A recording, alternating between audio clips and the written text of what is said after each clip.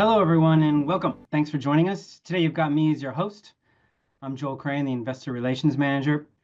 Today, I'm joined by CEO Joe Katarevic, our Executive Manager, Andrew Tong, and I'm very happy to have for the first time on one of these webinars, Heath Porteous, who has been with us since 2017, really since the beginning, as our Exploration Manager, but will now take on the role of Project Manager for the Halls Creek project, and he'll give a short introduction to himself.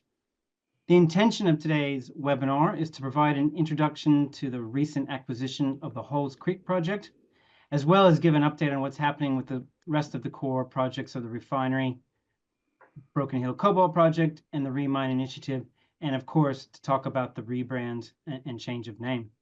So with that, I'll hand over to you, Joe. Yeah, thank you, Joel. Let me start by tackling the question of why the rebrand and why Core Blue Minerals. So firstly, it's become apparent to the management team and the board over the course of 2024 that the name Cobalt was too limiting. It limits our investment and it limits our commercial appeal. So it's time for a change. COB itself remains a well-recognised brand. It's our intention to keep the COB ticker and the short form COB going forward. But of course, that's all to be confirmed with the ASX in due course. The COB brand is well recognised amongst Australian and overseas governments, in particular in the US, North Asia and European government environments, and across a broad range of battery industry participants. We have LXI, formerly LG International, as a shareholder, and we have Iwatani Corporation as a partner, as a potential development partner for both our Broken Hill Cobalt project and the Kwinana Cobalt Refinery project. The new brand speaks to our core technical competencies and project development competencies. You will note blue remains part of the brand, and that reflects our integrity and strength, and minerals reflect a broader commodity as we go forward. For example, copper is a key diversifier and a key electrification metal. From shareholders' point of view, what do you receive? As per the slide, it's the same core of the business. Our focus on critical minerals remains via BHCP, Broken Hill Cobalt Project, and the Kwinana Cobalt Refinery. Our metallurgical expertise via the Remine business, and are now a focus on commercialising strong metals projects that are typically a little too small for the majors, but have significant upside for smaller players like ourselves. And Halls Creek is a very good example of that. It was formerly owned by Billiton, which is now part of BHP, and Anglo in its day. The new brand shows growth and expansion into a broader mineral set, unlocking value and diversifies our business. In terms of where we're at as of today, our summary is Kwinana, we're pursuing a financing package. The commitment from COB and our partner Iwatani remains strong. We've progressed permitting to a public consultation period and look forward to formal approval in the coming weeks and informing the market of that milestone. In terms of Broken Hill Cobalt Project, the project well positioned to resume as cobalt prices rise. And in terms of Remine, a number of partnerships which are highlighted in the slide are being pursued. Regeneration is a global opportunity set for us. Hudbay with its Canadian footprint, Ecobat, a more recent MOU and Black Mass partnership within the Australian context, and our membership of the Mines to Megawatts CRC, as well as our very recent MOU with Mount Isa. These are very exciting options for our business. Halls Creek is the newest addition to the stable. So with that, let me turn to Heath Porteous. Heath, perhaps a few words about yourself to start with and then take us through the Halls Creek project. Sure. Thank you, Joe. And good afternoon, everyone. And thank you again for joining us today. Just before I get started, I will take a moment to introduce myself. So my name is Heath Porteous. I've been with COB since early 2017. I am COB's Exploration Manager, and in part of that role, I've been largely focused on resource development, study management for Broken Hill, and the identification of new business opportunities. I have a background in mineral exploration across a range of commodities, including base and precious metals, and quite fortunately have direct experience in the Halls Creek or Kimberley region, which is particularly relevant, I suppose, to today's discussion, the opportunity to introduce you all to the Halls Creek project. So I hope you've seen, last week COB announced an earning agreement with AU King for the Halls Creek project. Effectively, that agreement provides us with a clear pathway to 75% ownership over the earning period. In regard to the project, it is located just 15 kilometres from Halls Creek and about 300 kilometres south of Kununurra and Wyndham Port, respectively, in the Kimberley region of Western Australia. The Kimberley is an established mining jurisdiction. It has quite a significant record of resource production across a range of commodities, including iron ore, mineral sands, rare earths, nickel, copper, cobalt, and precious metals, gold, silver. Just on screen there, to the right of your screen, we've taken the time there to put on the map some of the major mining projects in the region, in particular the Nicholson's gold mine, which is in close proximity to the Halls Creek project, the Savannah nickel copper cobalt mine, the Argyle diamond mine to the north there, and the developing Browns Range rare earths project. I think what these projects really speak to is the capacity of the region to support mining operations. In particular, the Nicholson's gold mine, as I mentioned, is just located 15 kilometres west of the project area. It was operated between 2015 and 2023 and produced around 30,000 ounces of gold per annum. In addition, the Savannah mine, which operated up until last year, was producing concentrates that were exported via the Wyndham Port, just to the north.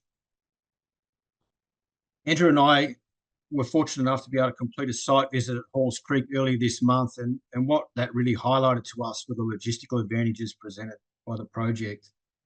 Despite being in the middle of the wet season, the site was easily accessible and is directly adjacent to the Great Northern Highway. This is a major arterial road that connects Perth to Wyndham. During that trip, obviously, we had the opportunity to visit site as well as the Halls Creek core facility. And it is quite apparent that major arterial road is critical to regional development in the area. Obviously, lots of road trains supporting heavy haulage back to and from the port of Wyndham. In respect to the port itself, it is the only deep water port between Broome and Darwin. It does service a large number of exports including crude oil, live cattle markets, various agricultural products, particularly out of the Ord River irrigation scheme, and of course, as I mentioned earlier, various mining products, concentrates, etc. I might get you just to move to the next slide, please, Joel. Thank you. So mineralisation at the project area was initially pegged by Kennecott, dating back to the early 1970s, where they discovered some interesting gossans at both San Diego and on Eden, as well as others regionally. Since that time, those deposits have been subject to intermittent exploration, with the majority of the resource definition work drilling occurring from the sort of mid-1990s onwards. To date, over 35,000 metres of drilling has been completed across those deposits collectively, and about 35% of that is with diamond core, the balance being percussion or RC type drilling. As you'll see from the tables on screen, the resources are polymetallic. So that means that they host a range of base and precious metals, including copper, lead, zinc, and silver. The deposits themselves are divided into two main zones. We have a copper-rich zone and a zinc-rich zone, and the tables on screen there detail those resources by those respective zones. Overall, the grades are particularly exciting on an equivalency basis. Certainly, you'll take note of the San Diego mineral resource. The copper zone there grades 2.2% copper, the zinc zone 7.3% copper, zinc, and collectively these make for a particularly attractive metal composition. It's certainly one of the advantages that we see in regards to the project going forward. Before we move on, there are just a couple of points that I want to emphasise in respect of the map on screen. The first is the proximity of the project to enabling infrastructure, in particular the Great Northern Highway that dissects the tenement package there and runs directly adjacent to the main deposits, San Diego and on Eden. The second point is the composition of the tenement package, which is a little bit difficult to discern on screen, but the project hosts two core mining leases that includes the existing resources there listed. And these mining leases obviously put us in a strong position in terms of the future approvals pathway. In addition to that, collectively with those is around 250 kilometres squared of exploration tenure that will support future exploration for Cobalt Blue. Thank you, Joel.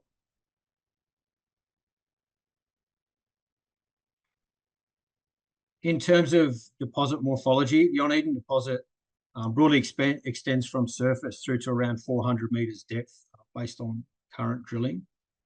Given the shallow nature of the deposit, it is considered amenable to open cut mining, and that was certainly the development scenario that was contemplated in previous mining studies. Comparatively, the higher grade San Diego deposit extends to around 600 metres below surface, and we would expect that that would be developed by an underground mining operation. As mentioned before, the deposits have been subject to an extensive amount of drilling, and critically, the drill spacing has contributed to a higher level of geological confidence and ultimately supported a predominantly resource base, predominantly classified as indicated, with a little bit of inferred. You'll note at the base of the San Diego deposit there. This is important because the indicated resources are available to conversion to ore reserves, obviously subject to the respective modifying factors that will be assessed as part of our forward work plan. All the interested groups today, shareholders and other investors, it's great to be able to explain our story to you again in this format. There's really 3 points that I'm going to make around the reason that we went into this asset, and they're here on the screen. We'll just talk through each of these: diversification in terms of commodity exposure, what sort of expertise Cobalt Blue can bring to this project, and where we see potential areas for growth and obviously value back to our shareholders and investors. So I'll just walk through each of these 3 points. Thanks, Joel. In terms of diversification, I think everybody is well aware that copper and gold are the two real key commodities over the short-term outlook, short-term next 5 to 10 years or so.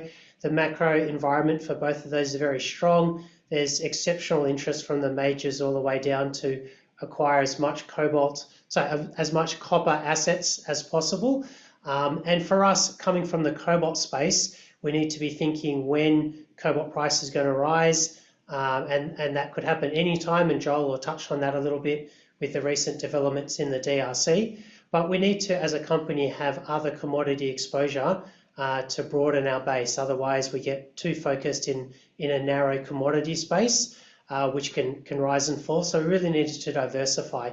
Halls Creek gives us that opportunity to acquire or buy into a small copper project with our expectation that we can bring that to market over the short term and take value from the elevated copper prices at the moment. Thank you, Joel. In terms of our expertise, long-term shareholders will recognise that we've spent over $15 million developing our metallurgical demonstration plant in Broken Hill.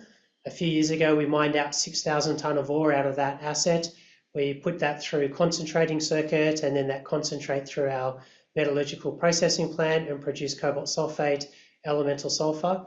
That plant and operation still runs today, making samples for our refinery work. But really the last couple of years, we've built up a very strong metallurgical expertise within the company, covering operators, lab technicians, engineers, process engineers, and so on. So we want to apply that skill base to new assets and new projects, and Halls Creek fits within that. In terms of how we want to develop this project, as we're now going through the detailed data room, we can see that there's been a number of studies in the past, and in our view, one of the critical ones was by Anglo Australia back in the late 2000s, so around 2007, 8, 9. They did some significant work on the Halls Creek project out there in terms of defining metallurgical flow sheets for the sulfide components of the project, and that would go through conventional flotation to make separate copper concentrate and zinc concentrates. They were able to achieve 25% copper cons and a bit over 50% zinc cons with very high recoveries on both of those metals. So there's a very clear pathway forward on the sulfides, and on the oxide, as Heath said in the previous slide, for the Juanita deposit, there's oxides close to surface. We'll be looking at acid leaching techniques like heap leaching or tank leaching for those materials. So there's a lot of historical work in the data room for this project, but critically, the projects in the previous times were held back a little bit by smaller resource size. AKN or AU King have done a lot of drilling in the last few years, so the resource estimates have grown a little bit. Now with the increased copper price and zinc price compared to 10, 15 years ago, there's a strong interest back in this sort of a smaller project to get it off the ground. So we feel that the macroclimate is now correct for this sort of project to move ahead, but we've obviously got to do a lot of work to bring it from its scoping PFS level through to a commercial level set of studies.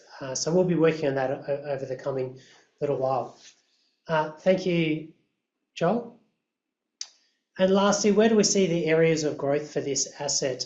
As Heath mentioned, exploration-wise, there's opportunity at depth and along strike. There's a significant EL package to go with the 2 MLs. So we'll be running our eye over the exploration, in-field exploration opportunities up there. As I mentioned, we've got some processing technology that we can bring to bear in terms of improving the recoveries, but also deeper down in the deposit, we've noticed in some of the drill intersections that there's cobalt in there and other metals that haven't made it into a resource estimate. So we'll be looking at some of those minor metals and seeing whether we can add value there. One of the opportunities for us, and again, going back to shareholders that have been with us for a while, we're fully committed to our cobalt refinery, but one of the questions on that project has been the feedstock. And we're looking always to domestic or Australian sources of cobalt, and this project may give us some opportunity to have small amounts of cobalt coming out of Halls Creek and going to that refinery. So just stepping out for a moment, when we talk about our refinery and we're talking about feedstocks, we always talk about having that refinery built and operating, and therefore being an enabler of other projects to get increased value from the byproducts. And that's how we market the refinery within the Australian context, particularly to nickel projects in WA, where they may not be likely to get a lot of revenue for their cobalt. If Australia can build a cobalt refinery, then it adds some byproduct value to those projects. And so we take that lens to looking at things like Halls Creek, where we know there's cobalt down there, but it's never been commercially considered. So that's a bit of a tie-in sort of strategy aspect where we want to have our refinery built, and then it opens up opportunities to value add to some of these other projects in Australia. Lastly, I just wanted to comment on what are our next steps. What are the opportunities here for news flow coming out of this acquisition? The key work that we're going to be doing over the short term is going through the geological database. As Heath said, there's 35,000 metres of drilling. There's quite a lot of drill core outside at the moment. We need to go through that and just pull together our thoughts around the geological geomet domains. So one of the key criteria in developing a project is to determine the domains of the metals, and then that flows into the mine plan. So one of our questions is, would we mine it consecutively in domains or blocks, or do we mine it and put a blend into the plant where the copper and zinc go in at the front end together, or do we do that sequentially? So those are some of the technical questions that we need to work through, and then out of that flows the plant design work. And so for that, as I said before, a lot of the sulfide work and flotation work has been established, very clear pathways on that, but our area of focus needs to be on the oxide minerals and how do we get value from both the copper and the zinc out of anticipating a heap leach style arrangement up there. So that's kind of our focus, is firstly the geological work, and then secondly flowing that into some mine planning and then metallurgical test work. We'll continue to update the market as we pull together our work plan. The earn-in arrangement effectively commences now once we've completed the last bits of the transaction, and then we'll be releasing to market project updates as they become available. Well, thank you, Andrew, as well as Joe and Heath. We'll turn our attention to Q&A. However, before I do that, we hadn't prepared a slide on this simply because it happened after the fact of preparing this presentation. But I'm sure most people on the call are aware of a pretty significant market event that's occurred. And for those of you who don't, yesterday it came across the news wires that the government of the DRC this week announced a ban on cobalt exports for a 4-month period. This news is obviously very significant because the DRC accounts for around 75% of global production of cobalt, and is the primary reason the cobalt price has been performing quite poorly over the past couple of years. In that sense, the cobalt market itself has really been awaiting for an event like this. Seasoned commodity watchers generally expect this type of supply control when markets become very distorted, like the cobalt market has. Distorted meaning much more supply in the market than demand, and the obvious influence that has on price. Of course, these events are impossible to predict, but we always sort of knew something would happen to help turn the commodity price cycle, and this event is certainly one of those events. So the key question is, why has the government of DRC done this?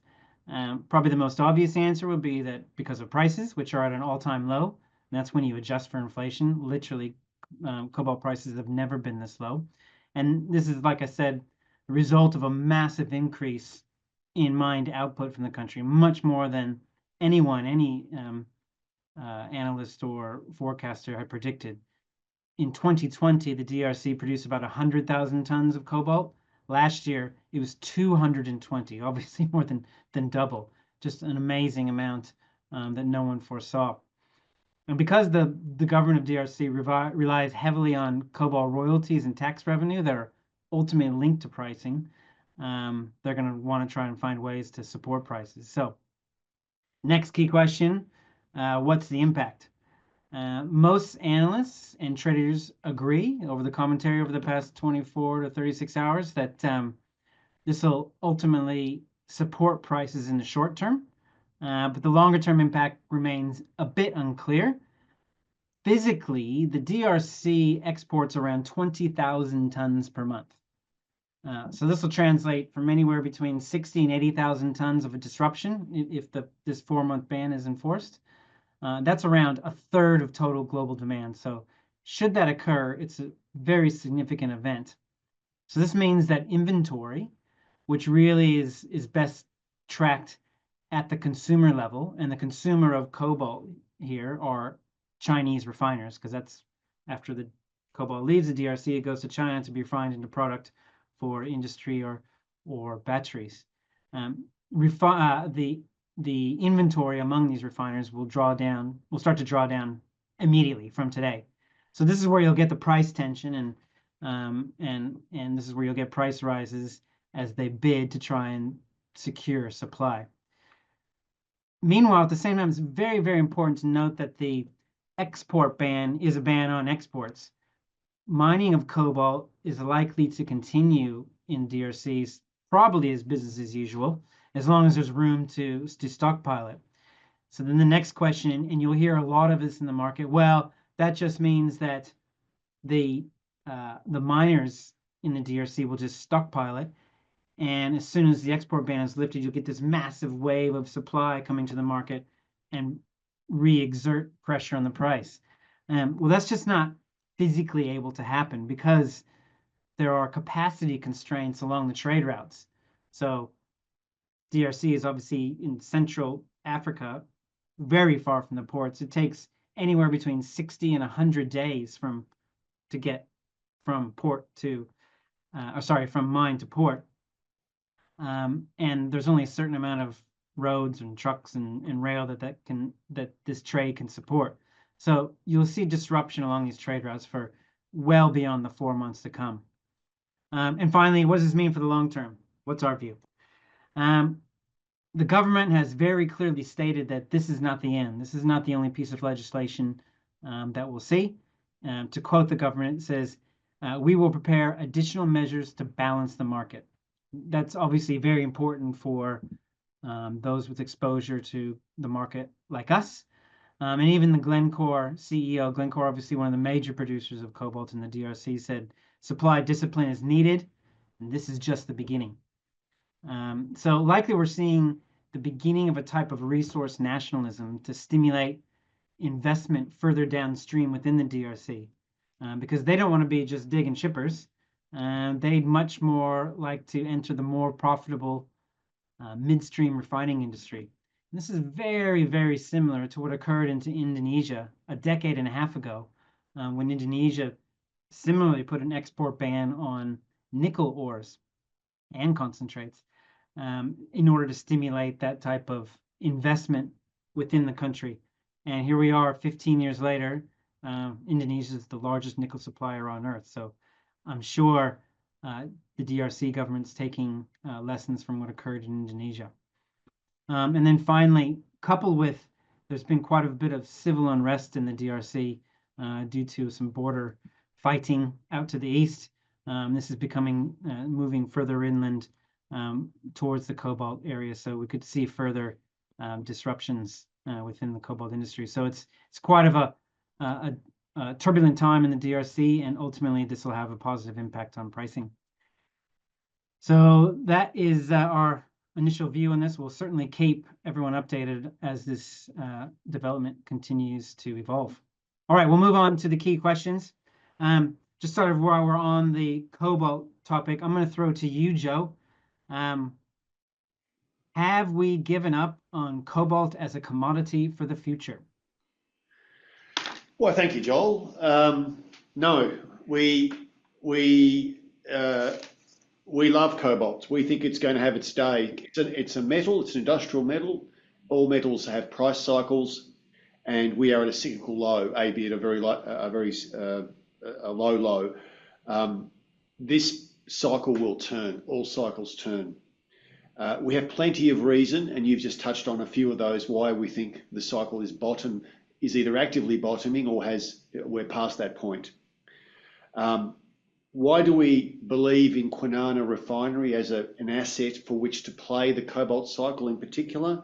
Well, first and foremost, it's a defensive asset.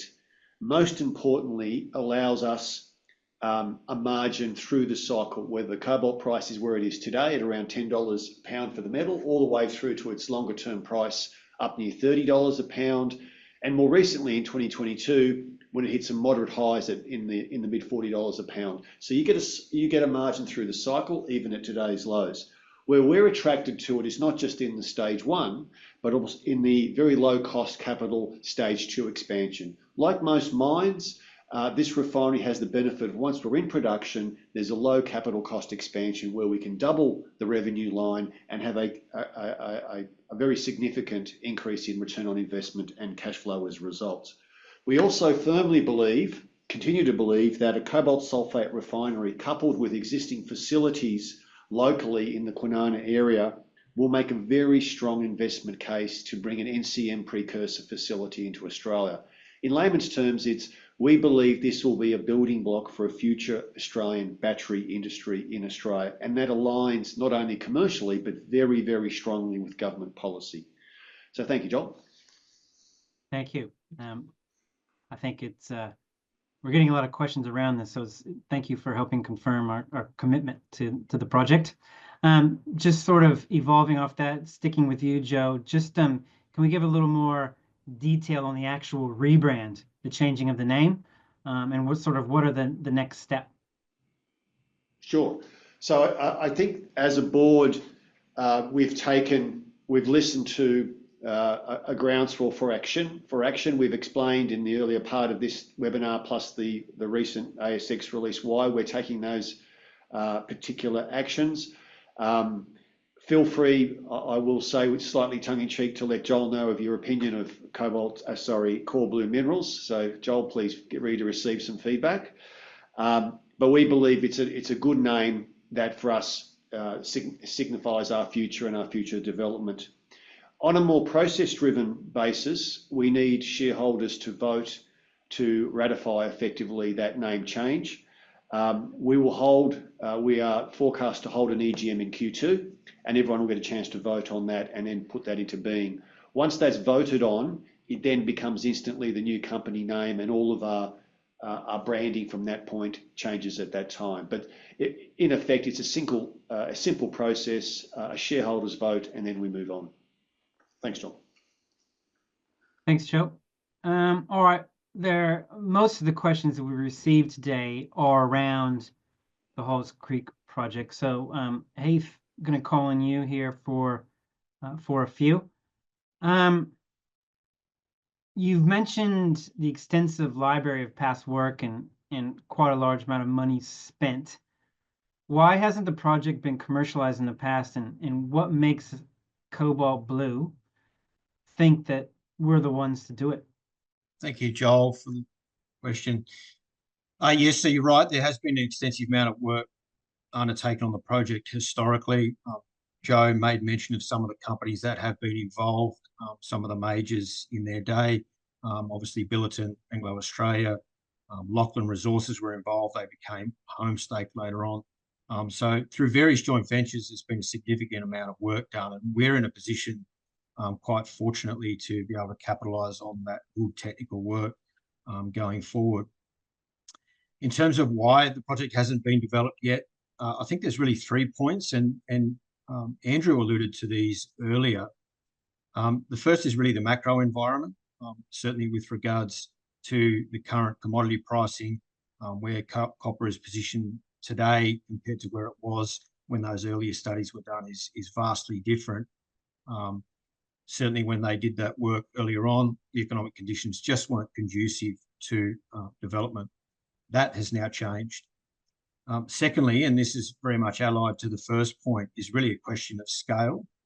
And Andrew did sort of allude to this earlier, that the resources that form the basis of those previous studies were substantially smaller than what we are presented with today. So those 2 points combined, I really feel that we're seeing, a convergence of conditions that are quite favourable at the moment for us to take the project forward. The other part is our agility, I think, in terms of metallurgical innovation. That's something that Cobalt Blue has certainly built a reputation from. Certainly since the sort of late 1990s, early 2000s, there has been quite a significant advancement in terms of operating approaches from the processes that were looked at in earlier studies with respect to Halls Creek. I think to that end, I might just pass over to Andrew, actually, Joel, just to make some comment about some of the metallurgical opportunities that we're presented with in respect of the project. Sure, thanks, Heath. Again, following up on your comments there about earlier work, previously the project thesis or project idea was to do a project around 500,000 to 1 million tonne of ore a year in that sort of level. And in the previous resources, 10, 15 years ago, they only had about 5 to 6 million tonne of material to think through. That's now out closer to a 10 million tonne resource base or deposit basis. So we're looking at closer to a 10-year odd project. This is all high level, but that sort of type of project at about 1 million tonne a year of ore mining, either through open pit or underground. So those in the audience who have a feel for that will be able to work through what that looks like. Just as a comparison, our Broken Hill Cobalt project, we were looking at a mining rate of about 5 to 7 million tonne of ore. Here it's substantially smaller, but higher grade, higher value in-ground material. So we're working through what those metrics mean, and we'll be able to release some of those to market over the coming weeks or so around what that looks like. But just that's a bit of a teaser as to the type of project that we'll be looking at. And then that flows through to plant design. For underground mine, that'll be coming out of the ground, crushing, milling, float plant, and then selling concentrates. So we'll be looking to do that, obviously, for the most cost-effective number possible, and we'll provide some guidance on that once we have some of that together. But that's just a bit of an idea of how we'll attack the sulfides. One of the opportunities that we've got in that area is existing infrastructure or plant assets. So we'll need to be thinking through whether there's a regional aspect to some of this to lower our startup cost. And then once we look at the oxides, as I said before, we're anticipating doing that through a heap leach style arrangement, and the technology for that has really advanced over the years in terms of linings and agglomeration, acid consumption, and pairing that to solvent extraction to recover the copper and zinc. So a lot of that work we've done previously, either aspects of it for the cobalt projects with our solvent extraction circuit there, or on things in the past that we've done pre-joining Cobalt Blue. So there's a lot of opportunity on both of those materials to increase the value from where the studies were 10, 15 years ago. Thanks, Andrew. Heath, I'm going to throw it back to you. There are several questions I'm going to try and sort of lump together. Because you talked about briefly a significant growth opportunity at Halls Creek. Can you talk a little bit more about what you see about the project's potential? Sure. Thank you, Joel. I suppose our initial focus will really be around looking to investigate potential extensions or direct extensions to the known deposits. So both San Diego and Eden remain open along strike and at depth. They're really at this stage limited by the extent of drilling. So substantial opportunity there that obviously will be the priority for us because it has the greatest opportunity to deliver near-term impact on resource development, particularly as we look to those feasibility type studies, mining studies, etc., that Andrew spoke to earlier. Distally, there are a large number of exploration targets across the broader tenement package. Obviously, it's quite a significant area and has been subject to varying levels of previous exploration. And we're working through those targets now in terms of compilation of historical data. We'll evaluate those targets and look to prioritise those as part of our sort of broader work program going forward. I think in addition to that, there are several satellite deposits within the region. We certainly know of two that don't fall directly within our tenure and I guess allude to potential opportunity for a regional approach in terms of project development. Further to this, the tenure that is part of the earning arrangement for Halls Creek does actually host another deposit called EMOL. EMOL has been subject to a previous resource estimate. It's another polymetallic deposit. We're working our way through that resource estimate currently before we're able to bring it to market under the COB banner in accordance with the ASX and JORC requirements going forward. So we hope to have some news on that in the future. Thanks, Heath. Several questions on next steps on Halls Creek. So I'm going to throw it to you, Andrew, because you've sort of already alluded to this. What can shareholders look forward to in the coming weeks? What are the next steps? Thanks, Joel, and thanks for the questions. They're obviously the key ones from an investor interest in this project. Let's just step back for a moment and think through where we're at with this project. We've organised this farming agreement. We've executed that. We've worked hard on getting a site visit done, an introductory site visit, and we're working through this backlog of the last 40, 50 years of reporting on this project from drilling and metallurgical work. So we're now at the point where we're preparing a comprehensive update on the project. Where does it really sit? A bit of a gap analysis on it. That's our key focus at the moment. And so we work through the different technical disciplines. Where's the resource up to? Heath has just made comments on the two key ones, Eden and San Diego, but there is another potential resource on this tenement package, EMOL. So how does that fit into the story? How are the 3D geological models looking? Where do we see areas for potential exploration targets and so on? So we're pulling together the geological discipline under that area, and we'll be putting that out soon. Then our attention from there turns to the mining. How will we actually mine these deposits? Where's the, inverted commas, the base of oxidation? Where's the point where the oxide material converts into sulfide material, and potentially there's a transition band of material there. So that all feeds into open pit mining versus underground mining and delineating that. Again, applying modern views around truck sizes, diggers and those sorts of things. Where does that base of economic open pit mining extend to? Is it 80 metres, 150 metres, 200, 300 metres deep and so on? We need to take a view on that. And so once we have this geological modelling sorted out, then we'll be able to approach the mining aspects of it. And then that directly feeds into the processing. Just as a rough rule of thumb, open pit mining will be $3, $4, $5, $6, $7 a tonne, depending on the complexity and waste ratios and so on. But underground mining is going to be many tens of dollars a tonne. So we've got to work through that side of it. And so that'll be a much more in-depth mining study. But the mining metrics we can get to pretty quickly over the next few weeks and work out roughly where that delineation of open pit and underground sits.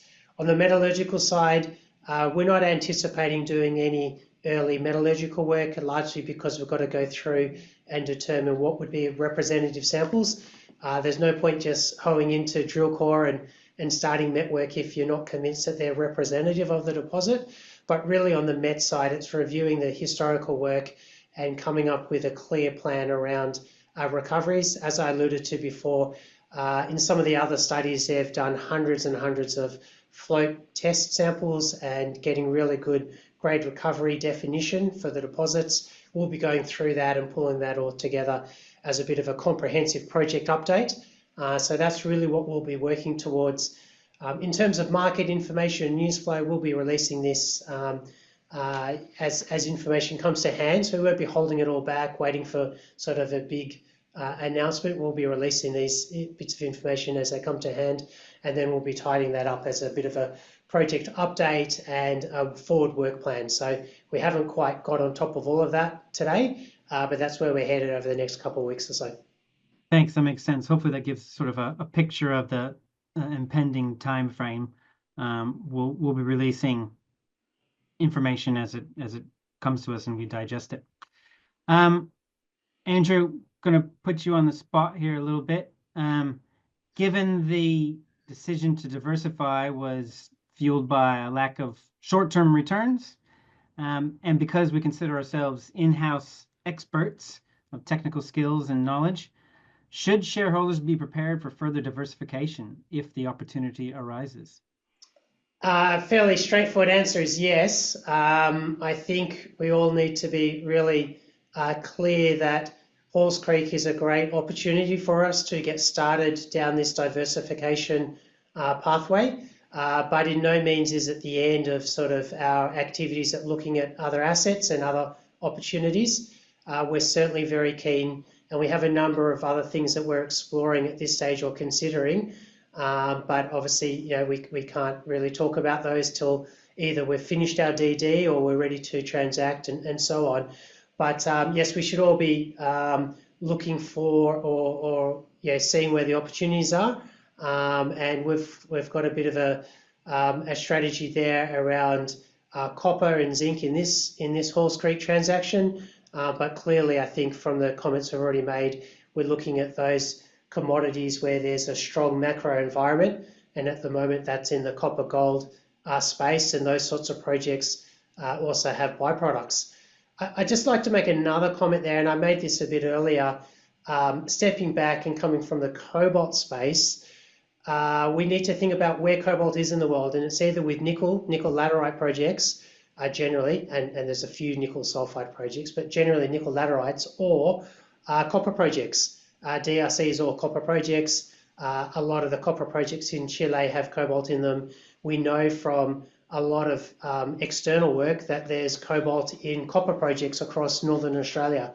So hopefully that gives you a little bit of an idea of the sorts of projects that we're keen to look at, and always with a tie back or a potential for tying some cobalt from these copper assets back into our cobalt story. Joe, I'm going to put you on the spot now.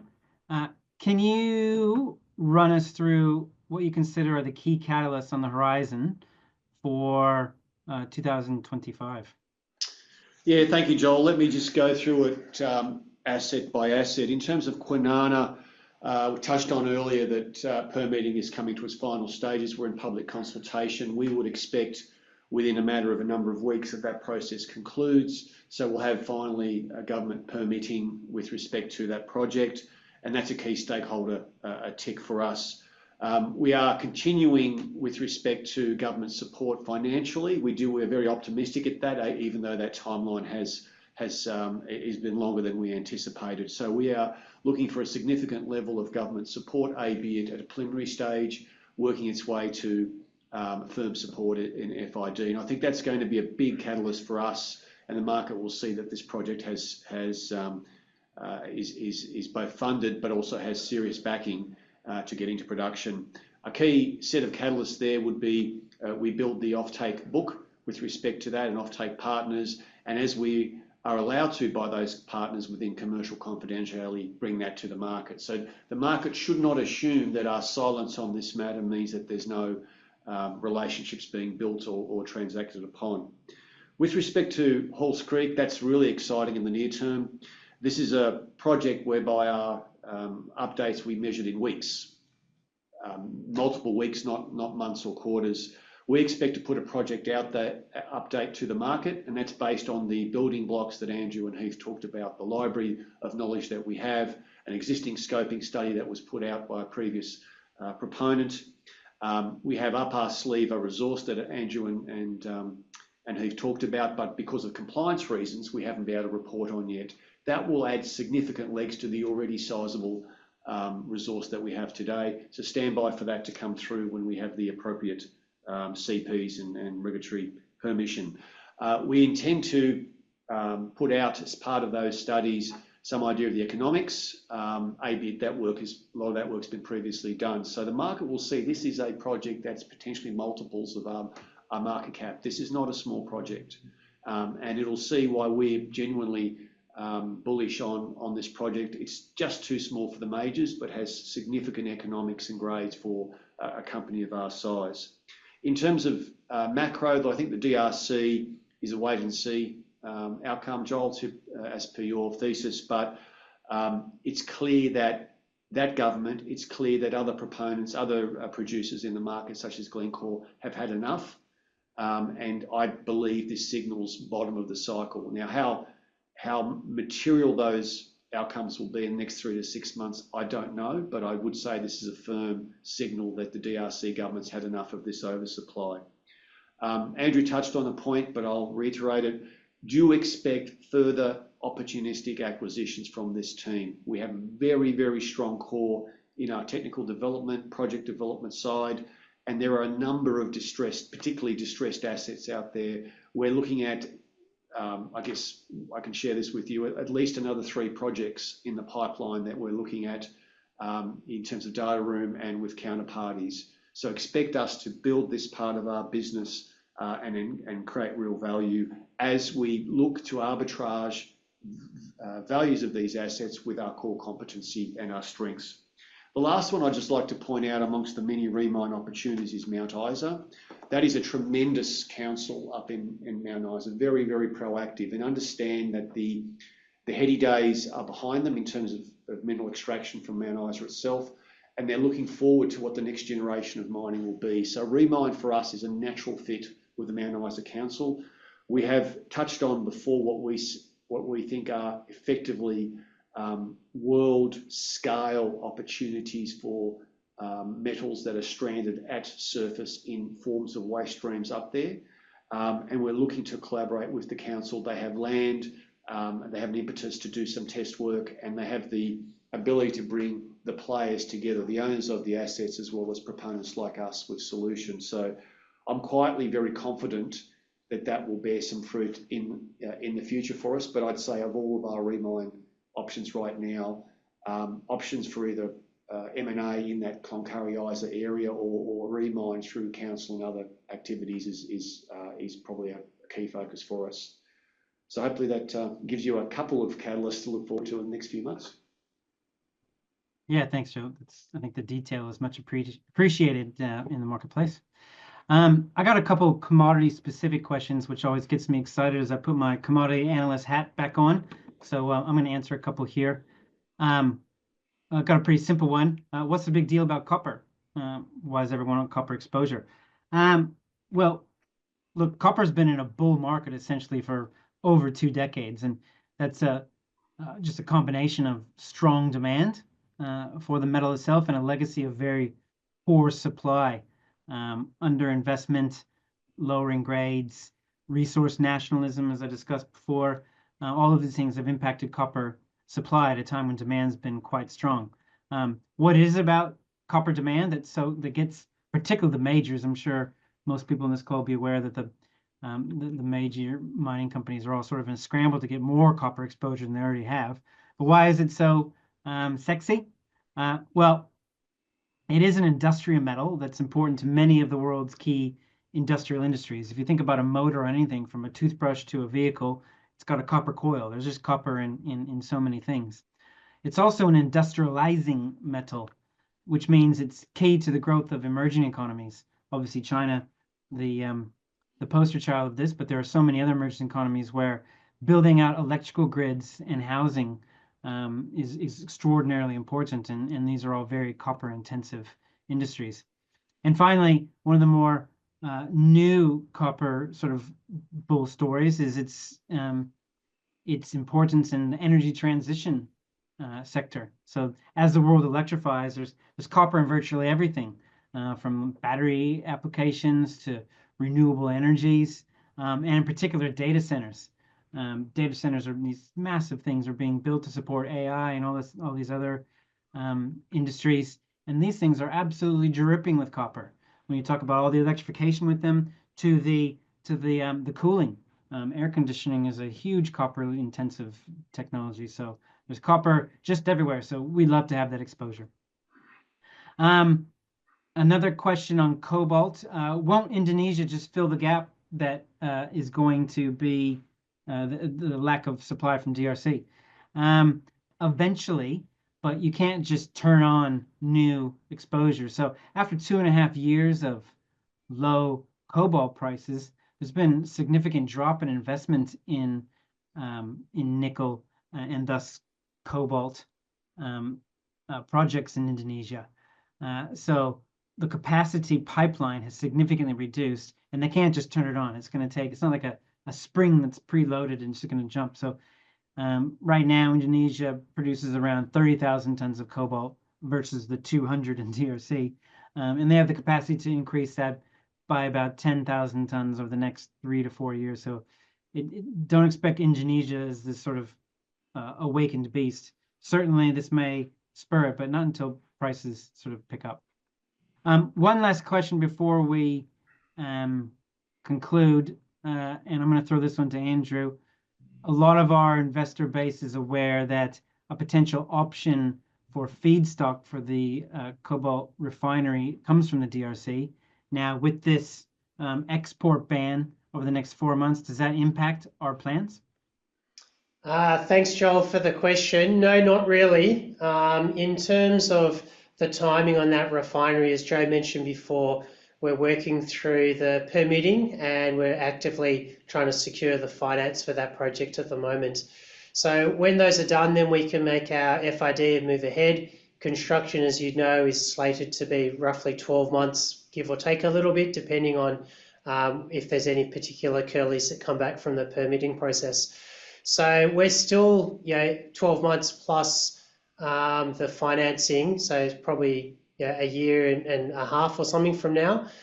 In terms of production and export limits out of the Congo, we'll have to see how they flow through, but there's no immediate impact on us because we're not currently purchasing from there. In terms of diversification, we do have other options for cobalt supply. We're looking at those. I'm not going to go through each of the different countries or companies that we talk to, but obviously there are other jurisdictions where there are cobalt units. But I did just want to touch on one that really is emerging, which is the recycling aspect of cobalt. In Australia, we are limited with cobalt recycling from batteries, but as a global source of cobalt, that is starting to grow significantly. unrelated to EVs. EV recycling will come in the future, but really just the overall battery custody issues of end-of-life batteries from portable electronics generally. So there's a lot more of that material moving around the globe, and we've got links into that both through EcoBat in Australia, but a number of relationships are developing overseas. So that's going to become a growing source of cobalt other than just mined material, and we're starting to lean into that more heavily as we push forward on our refinery. Gentlemen, thank you. We're just about to end the time period here, so I'm going to wrap it up. On behalf of the entire team, I just want to say thank you again to all our existing shareholders and those of us who stuck with us through this journey. And thank you for joining us today to hear about the next exciting chapter. Thank you very much.